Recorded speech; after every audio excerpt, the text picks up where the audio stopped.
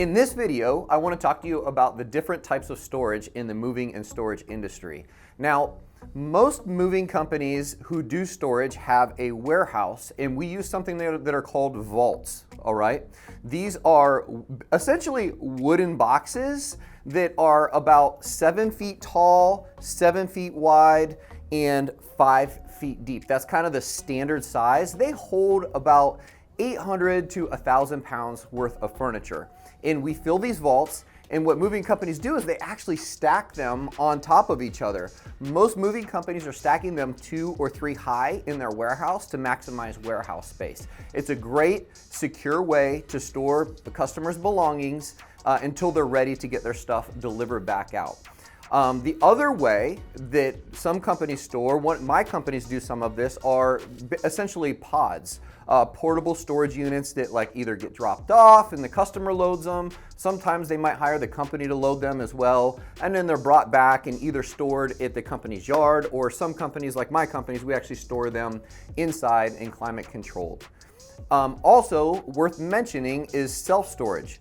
You will have clients who are going to hire us to load up all their stuff and take it to a self-storage unit that they generally have already secured and load everything into that storage unit. Now, customers, when you're doing estimates, sometimes will ask us, what size storage unit do I need for all of my stuff? And you want to be really careful here, because really that is on the customer to make that decision. We can guide them and we can help them with some basic math to get an idea of how much space they need, but there's a lot of things to consider. One of the things to consider is like, hey, are you just trying to do this as inexpensively as possible? In which case, like, you're literally just gonna slam the storage unit full. I mean, like, you open the door and it's like a wall of stuff. So that is one way to load it. Obviously, you're gonna get more in it that way. But a lot of customers, they would like to have a little bit of space to be able to go into the storage unit, take a look around, and maybe grab a thing or two. So that makes a big difference. If you're gonna do it that way, it can really only be about 2/3 full, and they're probably gonna need multiple units to be able to do that. Now, here's a really simple way to kind of figure out what size unit a customer may need to loosely guide them so they can make a good decision on how many units or what size unit they're going to need. So most storage units, your typical storage unit is about 10 feet wide, and it's about 8 feet tall. And generally they're making them in like 8 foot deep, 10 foot deep, all the way up to like 20, sometimes 30 deep. The way that you would want to figure this out, the equation that you would use is you would take the width in feet times the height in feet times the depth in feet, right? And it actually doesn't even have to be in that order, but you need those 3 numbers and you times all those numbers, and then it will give you how many cubic feet that actual storage unit is. And when you're doing the client's inventory, at the end of that, you're going to have the weight in pounds of the shipment, but you're also going to have the cubic feet. So you can kind of compare, how many cubic feet that is to different size storage units and kind of loosely guide them a little bit. Now, generally when it comes to cubes, if something says it's 1,000 cubic feet after you're done doing inventory, if you're renting a storage unit that's 1,000 cubic feet, those shipments always tend to grow. It's typically it's not gonna fit in there. So be really cautious,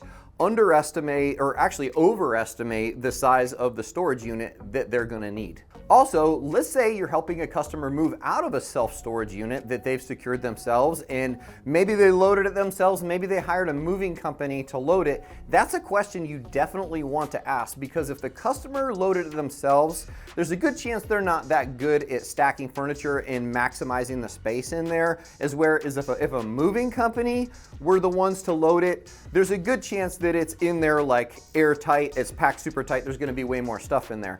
But again, the same formula that we talked about, height times width times length of the actual unit itself, will give you an idea of how many cubes you have, how many cubic feet their space is, and you can convert that to pounds just taking cubes times 7, and that will give you the weight. So if you're working in pounds in your CRM and you need to convert it to take a look at that, most CRMs actually show both. They'll show cubic feet and pounds, but that's the formula to convert it to weight, so you know how much stuff you're actually dealing with, so you know what size truck that you're going to need for that job. Now, the questions that you would want to ask a customer is, number one, what size storage unit do you have?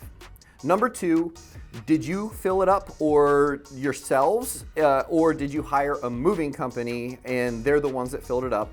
And number 3, how full is it? Can you gauge how full it is for me? Like, is it full from floor to ceiling?